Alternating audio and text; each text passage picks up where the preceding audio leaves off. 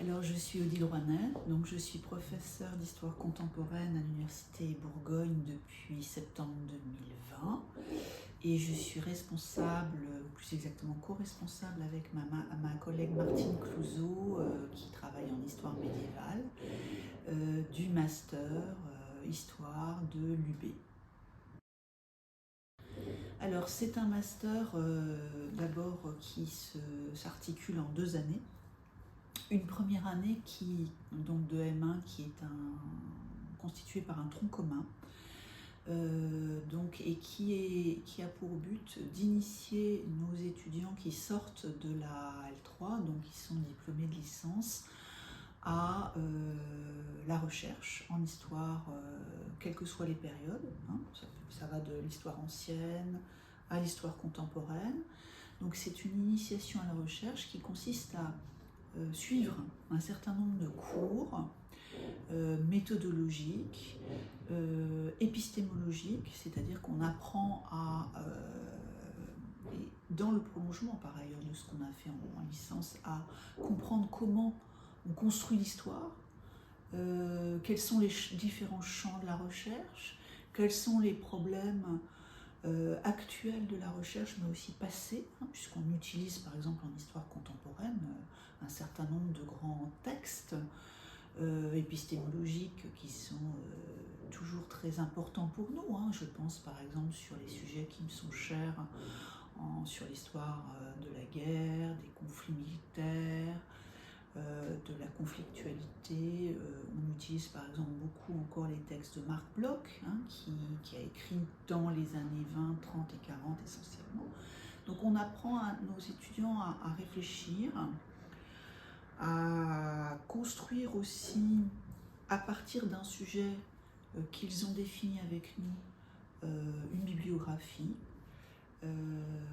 à s'approprier des livres qui ne sont plus seulement des manuels mais des ouvrages de recherche, plus ou moins difficiles, mais néanmoins qui sont souvent, en particulier des thèses, alors publiées ou non publiées, mais voilà, donc on leur apprend à lire les historiens et les historiennes qui comptent sur leur sujet.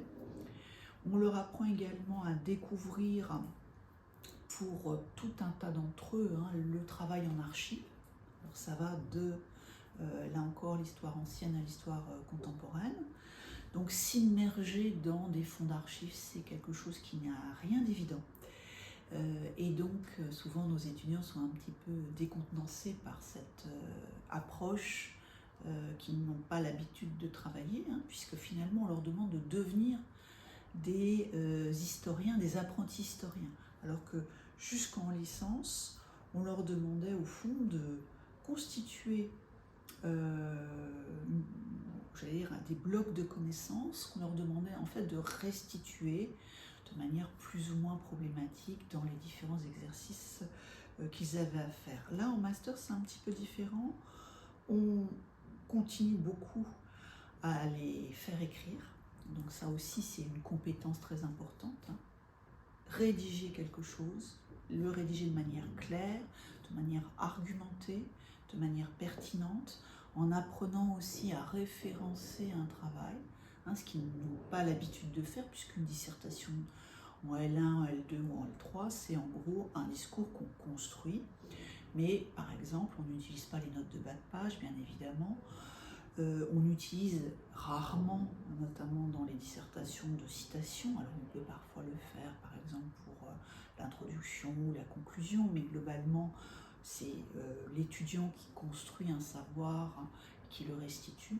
Là, au contraire, on leur demande de référencer le travail qu'ils vont être amenés à faire. Donc voilà, on a des compétences assez différentes. Le travail aussi, le rythme du travail est un petit peu différent, puisque globalement, il y a moins de cours en présentiel. Il y a beaucoup de travail à la maison et en bibliothèque. Et puis, on fonctionne plus sur le modèle du séminaire, avec des interactions qu'on sollicite davantage avec les étudiants. On compte beaucoup sur leur participation. Alors déjà, évidemment, L1, L2, L3, mais je dirais que ça ça s'intensifie en master. Et ça aussi, ça fait partie de la difficulté, parce que beaucoup de nos étudiants ont du mal à prendre la parole, à s'autoriser à prendre la parole, même à poser une question. Je ne dis même pas à formuler une observation. Donc il y a tout cet apprentissage qui est réalisé autour de la prise de parole en séminaire. Et c'est une formation finalement très riche. Nos étudiants sont généralement très heureux d'être là. C'est aussi des groupes qui sont moins importants en volume. Hein. Selon les années, on tourne autour en M1 une trentaine, entre 30 et 50 étudiants. Hein. Cette année en particulier, on a un gros effectif autour de 45 étudiants en M1. Voilà. Et puis en M2, recherche, ou plus exactement en M2, il y a 3 parcours différents. Il y a un parcours recherche où on demande à nos étudiants de continuer en fait le travail qu'ils ont amorcé en M1 sur leur sujet de leur recherche et de, en quelque sorte, le compléter, l'affiner, l'approfondir. Puis on a 2 parcours professionnalisants. Le premier qui existe depuis longtemps ici à l'Université de Bourgogne, c'est le Master Pro Archives, donc des mondes contemporains, essentiellement des archives du XXe et XXIe siècle, hein, qui mène vers le métier essentiellement d'archiviste et de documentaliste. Et puis nous venons d'ouvrir, depuis septembre 2024, un 2e parcours professionnalisant, donc histoire publique, qui est destiné à des étudiants qui veulent s'orienter vers les métiers dans lesquels, au fond, on leur demande de restituer un savoir historique de grande qualité à des publics non historiens. Donc ça peut être comment faire une BD en histoire, comment construire un podcast, comment organiser faire partie prenante par exemple d'un festival d'histoire, quels sont les enjeux, comment ça se construit, comment on peut être en historien, travailler dans un service de communication, par exemple d'une grande administration. Donc c'est tous ces savoirs qu'on aborde aussi d'ailleurs hein, dans le master recherche, mais qui sont vraiment plus spécialisés dans ce master pro. Et la particularité aussi des masters pro en histoire à l'UB, comme un peu partout ailleurs d'ailleurs, c'est que le 2e semestre du M2 donc, est consacré à un stage dans le milieu professionnel, donc qui dure entre 4 et 6 mois. Voilà. Et qui généralement débouche vraiment sur une prise d'emploi en fait. Nos étudiants sont diplômés, parviennent sans grande difficulté à trouver un emploi. Alors du côté des Masters Pro, évidemment, c'est la raison d'être de ces Masters Pro, mais aussi, et il ne faut pas les opposer, du côté du Master Recherche, puisque beaucoup de mes étudiants diplômés du Master Recherche soit se dirigent vers les métiers de l'enseignement, et donc passent les concours, et ils les passent avec d'autant plus de facilité, hein, je parle des concours du CAPES et de l'agrégation en histoire, ils sont munis hein, des outils qui leur permettent à la fois de rédiger, de maîtriser des bibliographies, de comprendre ce que c'est qu'une problématique en histoire. Donc métier de l'enseignement, métier de la recherche, on a un certain nombre d'étudiants qui vont vers le doctorat d'histoire, et qui parviennent donc à faire des thèses qui peuvent être financées, hein, ça c'est vraiment l'idéal.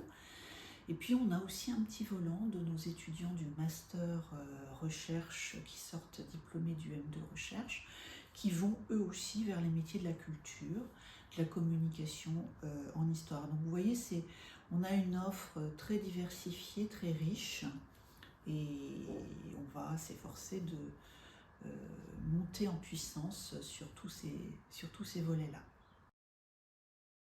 Alors, ce qu'on attend de nos étudiants, essentiellement, c'est d'abord beaucoup d'implication personnelle, parce que souvent, le sujet qu'ils sont amenés à définir avec leur professeur, avec celle ou celui qui va diriger leur travail de recherche, les implique souvent personnellement. On se rend compte que certains nombres de sujets sont choisis en commun avec le professeur parce qu'ils résonnent aussi dans l'histoire personnelle en fait et dans les préoccupations de nos étudiants et nos étudiantes. Donc il y a, je dirais, on attend une forte implication dans le projet de recherche, évidemment une forte implication en cours, et on attend aussi de beaucoup de nos étudiants du master M1 puis M2, quels que soient les parcours, la formation d'esprit critique. C'est là évidemment la grande attente qu'on a tous depuis la L1, c'est-à-dire leur permettre d'élaborer un savoir critique, de se poser des questions sur ce que c'est qu'une source. C'est pas parce qu'on a des sources, par exemple, pour documenter un sujet que ces sources disent la vérité. Donc apprendre à travailler, à poser des questions aux sources, puisqu'il n'y a pas de source en soi. Enfin ça, je reviens au grand maître de l'histoire. Elle n'existe qu'à partir que dans le regard que l'historien pose sur elle. On sait en histoire ancienne, comme dans les autres périodes jusqu'à l'histoire contemporaine, qu'on peut reprendre un sujet à neuf, avec des sources qui parfois ont été travaillées, et les regarder complètement différemment de ce qui est arrivé auparavant. Donc, et parfois on a des sources complètement neuves. Donc ça, c'est vraiment un travail qu'on attend beaucoup. Regard critique, interrogation sur le sens des sources. On attend aussi beaucoup de curiosité, beaucoup de pugnacité.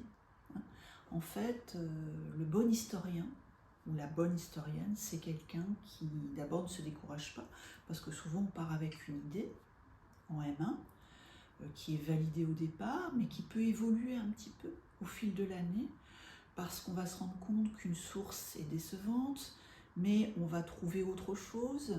Donc parfois on ajuste. Donc la recherche, c'est un cheminement exigeant, passionnant aussi bien évidemment, et qui se construit. Donc voilà, il faut être un peu en recherche, vraiment.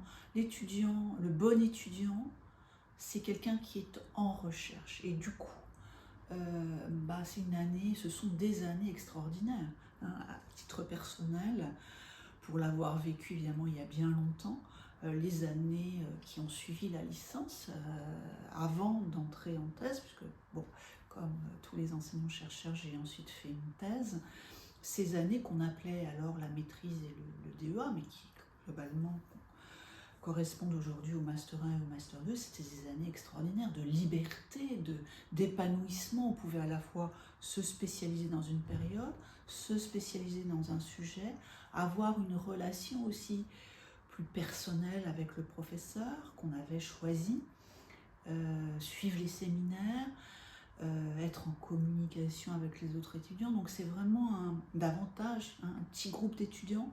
C'est vraiment Enfin, moi, j'en garde un souvenir évidemment extraordinaire, et je pense que voilà, c'est il ne faut pas justement craindre ou se dire bon voilà, le master c'est pas pour moi, ça débouche sur des métiers trop compliqués pour moi, etc.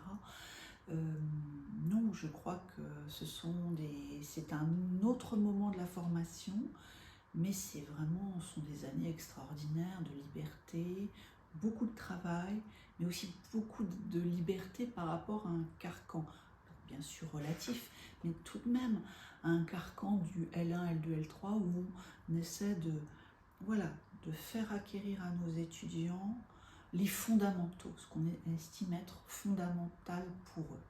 Là, au contraire, beaucoup de liberté, beaucoup de travail, et ce sont des années vraiment tout à fait palpitantes.